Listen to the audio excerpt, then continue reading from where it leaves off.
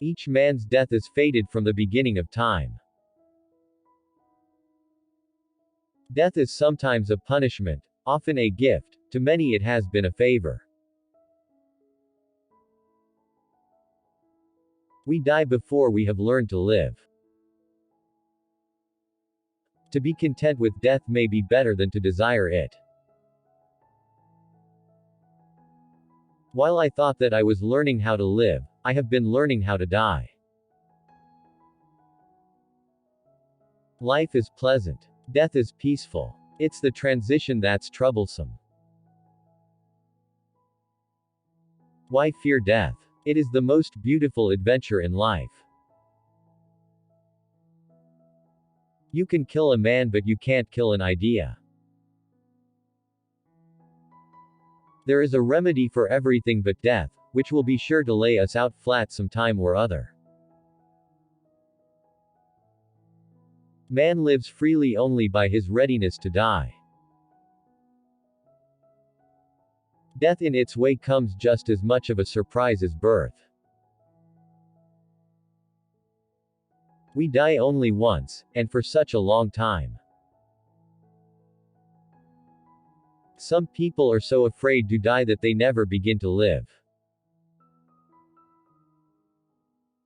The day which we fear as our last is but the birthday of eternity. It's astonishing how important a man becomes when he dies. The fear of death follows from the fear of life. A man who lives fully is prepared to die at any time. Each day is a little life, every waking and rising a little birth, every fresh morning a little youth, every going to rest and sleep a little dearth. An honorable death is better than a dishonorable life. The idea is to die young as late as possible. Death is a debt we all must pay. Time rushes towards us with its hospital tray of infinitely varied narcotics, even while it is preparing us for its inevitably fatal operation. Death is fortunate for the child, bitter to the youth, too late to the old. To be idle is a short road to death, and to be diligent is a way of life. Foolish people are idle, wise people are diligent. Death is an angel with two faces. To us he turns a face of terror, blighting all things fair. The other burns with glory of the stars. Add love is there. To himself everyone is immortal. He may know that he is going to die, but he can never know that he is dead. Death is always, under all circumstances, a tragedy, for if it is not, then it means that life has become one. We cannot banish dangers, but we can banish fears. We must not demean life by standing in awe of death. Death is not the worst that can happen to men. Death, the only immortal who treats us all alike, whose peace and whose refuge are for us all. The soiled and the pure, the rich and the poor, the loved and the unloved. Death and taxes are certain, but death isn't an annual event. After the first death, there is no other. What we have done for ourselves alone dies with us. What we have done for others and the world remains and is immortal.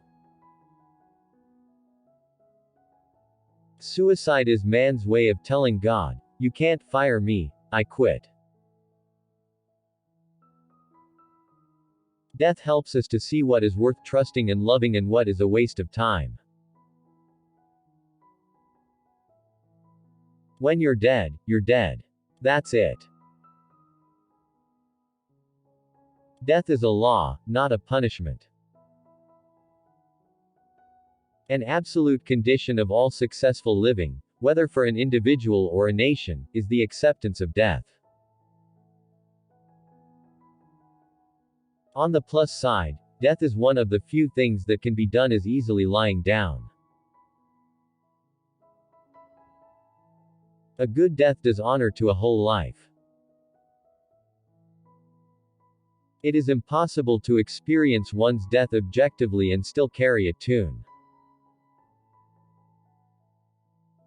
When we pray for death, we really desire a fuller life. The death of a beautiful woman is unquestionably the most poetical topic in the world. I am not afraid of death, I just don't want to be there when it happens. After your death, you will be what you were before your birth. As a well-spent day brings happy sleep, so a life well spent brings happy death. Death gives us sleep, eternal youth, and immortality. Death, so called, is a thing which makes men weep, and yet a third of life is passed in sleep. I look upon death to be as necessary to our constitution as sleep. We shall rise refreshed in the morning. Men fear death, as if unquestionably the greatest evil, and yet no man knows that it may not be the greatest good. Of course you don't die. Nobody dies. Death doesn't exist. You only reach a new level of vision, a new realm of consciousness, a new unknown world. When I die, don't come to my grave to tell me how much you love me and how much you miss me, because those are words I want to hear while I'm still alive.